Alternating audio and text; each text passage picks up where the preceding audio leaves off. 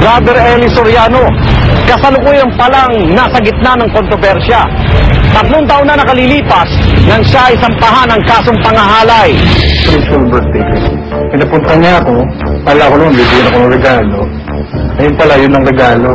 Katulad din ang ginawa niya nung nakaraang taon. Pangahalay na ginawa niya umano sa isa sa mga miyembro ng kanyang samahan. May katotohanan ba ang akusasyon o isang kaso lang ng paninira? Hindi tatakbo yung kaso nang wala yung akusado sapagkat kailangan muna ma-arraign yung akusado sa korte. Kung nandito lang siya sa Pilipinas, kulong siya. Hindi pwedeng hindi. Ang tunay na Kristiyano, hindi marunong pumatay. Ang Kristiyano, pinapatay, hindi pumatay. Magandang gabi, ako naman Arnold Gravio. Ang mga tanong ng kahapon, sisiya sa atin ngayon dito sa Case Unclosed.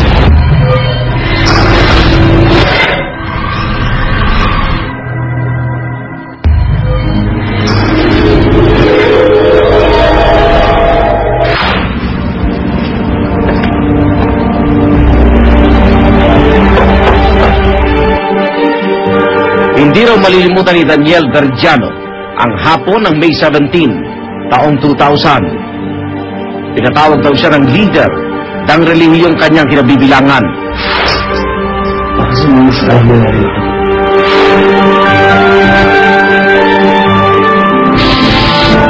Mas ikinagulat pa raw ni Daniel ang mga sumunod na pangyayari. Nang mga sandaling iyon, hindi raw nagawang manlaban ni Daniel. May puro sa dating daan na hindi nagkakasala ang sugo ng Diyos. Kahit ano pang gawin niya sa iyo. Noong time na yon, matindi takot ko sa kanya dahil lahat ng utos niya, kailangan sundin mo. Sundin mo kailangan. Kung hindi, parang susumpain ka. Parang masama mangyayari sa iyo pag hindi mo sinunod ang utos ng sugo, puno ng Diyos.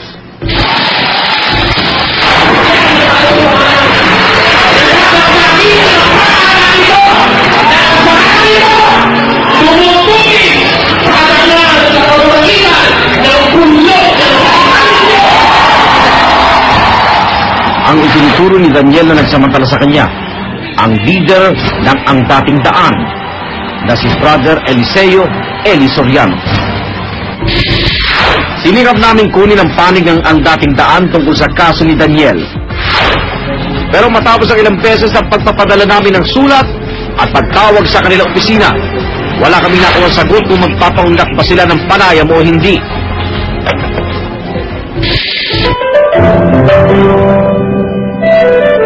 Bago pa man naging sikat si Brother Eli, ang karaniwang residente ng Pasay si Eliseo Soriano. Ikapito sa 8 magkakapatid, lumaki siya sa relihiyosong pamilya. Ang kanyang mga magulang, kapwa miyembro ng Iglesia ng Diyos kay Kristo Jesus, haligit suhay ng katotohanan sa bansang Pilipinas. Pinaumunuan ito noon ni Nicolas Perez. Di naglaon na ikahit si Eli na maging miyembro ng Iglesia ng Diyos kay Kristo Jesus noong 1964. Imbis na magkolehiyo, pinili ni Eli na mag-aral ng Biblia.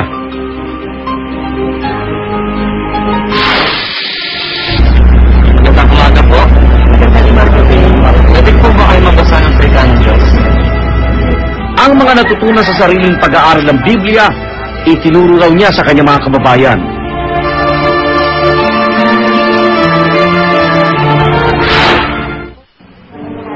Nang pumanaw si Nicolas Perez noong May 19, 1975, si Brother Eli na ang nagman ng kanyang pinamumunuan. Una itong tinawag na Iglesia ng Diyos kay Kristo Jesus, haligi at saligan ng katotohanan sa bansang Pilipinas. Ngunit nakilala sila sa pangalang Ang Dating Daan dahil sa ito ang naging titulo ng kanilang programa sa radyo at telebisyon. Hango raw ito sa Jeremiah 6:16 na nagsasabing hanapin ang dating daan dahil ito ang daan sa kabutihan. Tanong ko rin kay Mayor, lahat ba ng lupa niya Naging matunog ang pangalan ng Ang Dating Daan nang magkaroon ito ng programa sa telebisyon noong 1983. Isa sa mga masugid ditong taga-subaybay, si Daniel. 1995 na sumapi si Daniel Veridiano sa Ang Dating Daan. Sa pagiging ordinary member, may nag-invite sa akin, unang-una maging choir member. After that, sabi niya, marunong ko naman magsalita, marunong ka rin naman kahit pa paano magturo, why don't you try na ikaw mag-preach? Doon na raw siya nagkaroon ng mahalagang tungkulin, gaya ng pagiging pangulo ng kanilang youth chapter, writer at editor ng Ang Dating Daan magazine, at manager ng Ang Dating Daan Communications and Information Technology. Nag-aaral ako ng konti sa computer, sinubukan ko mag-suggest kay Daniel Razonon, magkaroon tayo ng attendance monitoring system, magkaroon tayo ng internet, magkaroon tayo ng database, sinubukan namin. Then after that, in-introduce niya ako kay Brother Eli Soriano na sinabi niya, ito pwede niyo pong magamit sa computer systems, etc. Pwede niyo rin maging secretary.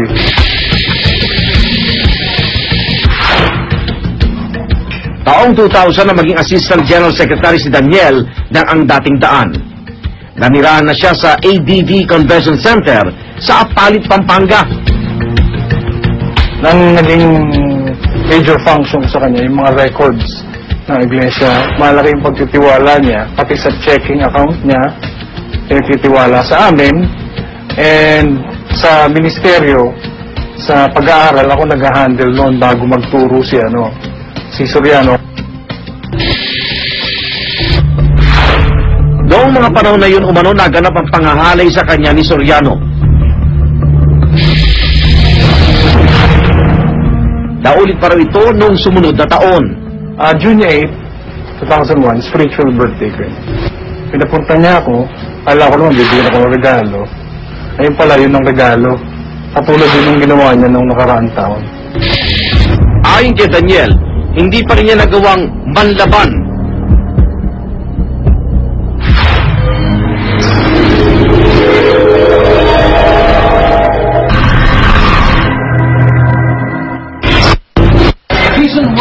Sa patuloy na pagsisiyasa ng case unclosed, ang red notice ng International Police Commission o Interpol kay Brother Eli Soriano. Kung nandito lang siya sa Pilipinas, kulong siya. Hindi pwedeng hindi.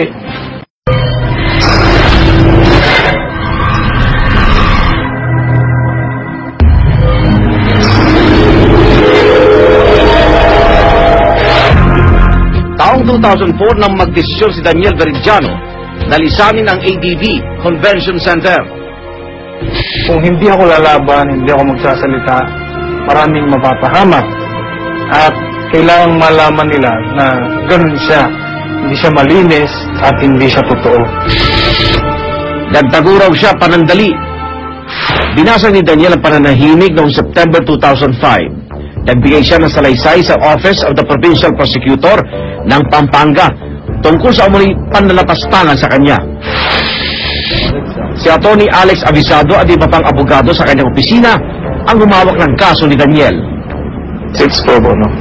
May naglapit na kaibigan kung pwedeng tulungan because nga at that time tuliro si Daniel, hindi niya alam kung saan pupunta, wala din siyang pera na pangkuha ng abogado. 2 buwang matapos maghain ng reklamo si Daniel, naghain naman ng counter affidavit si Brother Eli Soriano sa Provincial Prosecutor ng San Fernando, Pampanga noong November 8, 2005. Ayon kay Soriano, balisyoso at walang basihan ang akusasyon ni Daniel. Hindi raw totoong naging Assistant General Secretary ng ADD si Daniel. Katunayan daw, si Daniel Veridiano pa ang kinasuhan ng rape ng ilang lalaking miyembro ng ADD. Ngunit sa mga dokumentong nakalap ng case unclosed, nalaman naming na-dismiss ang nasabing mga kaso noong taong 2006 dahil umano sa kawalan ng sapat na ebidensya. Naghain ng motion for reconsideration ang mga nagsampa ng kasong rape kay Veridiano. Hanggang ngayon ay pending o nakabinbin pa rin ang kaso dahil nagbitiw na raw sa tungkulin ng isa sa mga piskal na may hawak dito. Lahat ng akusasyon ito ay maring itinanggi ni Daniel. Siyempre, kailangan mauna yung bala nilang lumitaw para sirain ako ng todo. At kapag natuloy yung kaso, sasabihin lang, yan ang tao, walang hiya talaga. Dahil yan ang rapist, yun ang gusto na lumitaw eh. But God helped me. Ang totoo, lilitawan totoo. Inilabas si Soriano ang umano'y sulat ni Daniel noong November 21, 2004, kung saan umamin daw itong ginawa niya ang nasabing pangahalay at pagwaldas ng pera ng samahan. Depensa ni Daniel Veridiano, hindi siya ang gumawa ng nasabing sulat. Kasi ganito, sa loob ng ating daan, sa amin yung sa grupo lang ni Brother Eli, uso ang gayahan ng sulat. Uso ang gayahan ng pirma. Pag wala ako, ginagaya nila yung pirma para makapag-transact sa bangko. Kaya, madaling sabihin ko na yung sulat din nila. Idiniindi ni Brother Eli sa kanyang counter affidavit na wala siya sa ADD Convention Center sa Apaling, Pampanga noong mga panong sinasabi ni Daniel na naganap ang pangahalay. Nasa Biological Health Center umano siya sa Malate noong May 17, 2000. Araw na sinabi ni Daniel kung kailan naganap ang unang pangahalay sa kanya. Nasa isang restaurant naman daw siya sa Quezon Avenue noong June 8, 2001 para sa isang meeting. Dagdag pa ni Soriano, walang ibang nasa likod ng paglitaw ni Daniel kundi ang Iglesia ni Cristo. Kaya kasong perjury at libel ang sinampa ni Soriano laban kina Veridiano at Eranio Manalo, Executive Minister ng Iglesia ni Cristo. Pero inirekomenda ng Provincial Prosecutor ng Pampanga na si Jaime Umpa na kailangan itong isampa sa hiwalay na reklamo. Nang kumpirmahin namin ito sa opisina ng Provincial Prosecutor ng Pampanga, hindi raw formal na naisampa ni Soriano ang nasabing kaso. Sinikap namin kunin ang panig ng Iglesia ni Cristo pero tumanggi silang magbigay ng pahayag. Formal na naisampa ni Daniel sa Macabebe Regional Trial Court ang 2 pilang ng pangahalay laban kay Eli Soriano noong May 2, 2006. Paglabag sa Republic Act 8353 o ang Anti-Rape Law of 1997 ang isinampang kaso laban sa kanya. Matapos ang 6 na araw, nag-issue ng warrant of arrest si Judge Manuel Siangco laban kay Eli Soriano. 240,000 pesos ang itinakdang piyansa. Upon verification sa Bureau of Immigration, hanggang ngayon, wala pang record na pumasok ng bansa itong si Eli Soriano at ang last record na pag-alis niya is December 2005. Ayon sa Bureau of Immigration, December 14, 2005, sa flight PR501 ng Philippine Airlines na may biyaheng Singapore, ang huling tala kung saan lumabas ang pangalan ni Brother Eli. Kaya ayon sa mga abogado ni Daniel, imposible daw ang naiulat ng Manila Police District na sumuko si Brother Eli noong taong 2008 kay PO3 June Gumaru ng Pandacan Police. Si Gumaru umano ang nagproseso ng application ni Soriano para makapagpiyansa. Hindi daw niya ito ipinaalam sa kanyang supervisor, kaya't isinailalim si Gumaru sa investigasyon na dinindinig pa rin hanggang ngayon. May order of release din na inilabas ang Branch 26 ng Manila Regional Trial Court para kay Eli Soriano. Nakasaad ditong nakapagpiyansa siya ng 240,000 pesos at nakapirma rin dito si June Gumaru. Tinawag nga lang sa akin na meron daw susurrender sa akin. Kasi kaya pumunta ako sa City Hall. Tapos pagdating ko, wala namang naghintay ako, wala namang surrender. Wala naman si Eli Soriano. Hindi ko nakaharap. Dahil hindi mahagilap ng mga otoridad kung nasaan si Soriano mula taong 2006, nag-issue ng red notice ang International Police Commission o Interpol noong August 17, 2008. Ayon sa official website ng Interpol, ang red notice ay hindi international warrant of arrest. Layon daw nitong tulungan ng lokal na pulisya para hanapin ang isang akusado. Bari siyang arestuin pansamantala at maisaayos ang extradition laban sa kanya. May nakuha ang opisyal na dokumentong case and close na nasa Brazil umano si Soriano at isa ng permanenteng residente doon. Problema natin sa Brazil, wala tayong extradition treaty. Hindi katulad ng ibang bansa na meron kung saan ng Pilipinas na extradition treaty, mabilis ang pagsasaulian ng mga fugitive. Sa Brazil, wala tayong ganong treaty. Kaya medyo nahihirapan tayo na maibalik si Ginong Soriano dito. Kung totoong nasa Brazil siya. Kaya hanggang ngayon, di umuusad ang kaso dahil mailap si Eli Soriano sa kamay ng batas. Hindi tatakbo yung kaso nang wala yung akusado sapagkat kailangan muna ma-arraign yung akusado sa korte. Kung nandito lang siya sa Pilipinas, kulong siya. Hindi pwedeng hindi.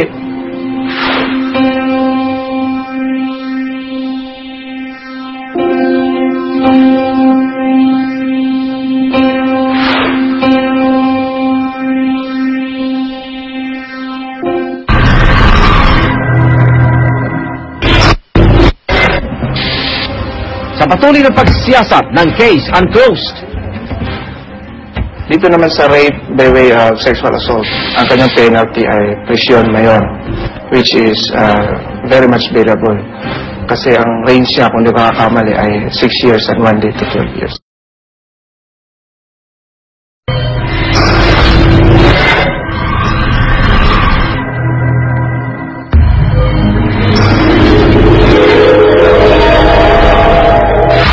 Aktibong miyembro na ngayon si Daniel Veridiano ng Iglesia ni Cristo.